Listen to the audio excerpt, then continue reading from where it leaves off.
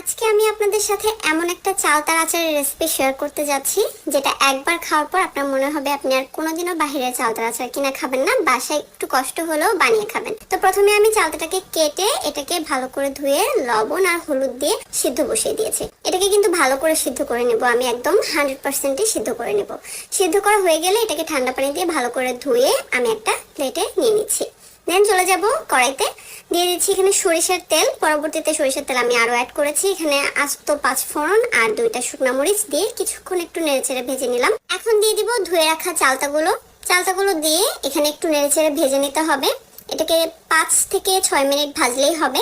দেন এখানে দিয়ে দেবো সামান্য একটু লবণটা দিয়ে আবারও কিছুক্ষণ একটু নেড়েচেড়ে ভেজে নিতে হবে। এখন এখানে আমি অ্যাড করব গুড় আর চিনি, দুইটাই দিচ্ছি। আপনারা চাইলে যে কোনো একটাও দিতে পারেন, তবে গুড়টা দিলে কালারটা অনেক সুন্দর আসে, দেখতে ভালো লাগে এন্ড খেতেও মজা লাগে। এখানে পানি বের হয়ে গেছে, টেনশনের কিছু নেই, পানিটা শুকিয়ে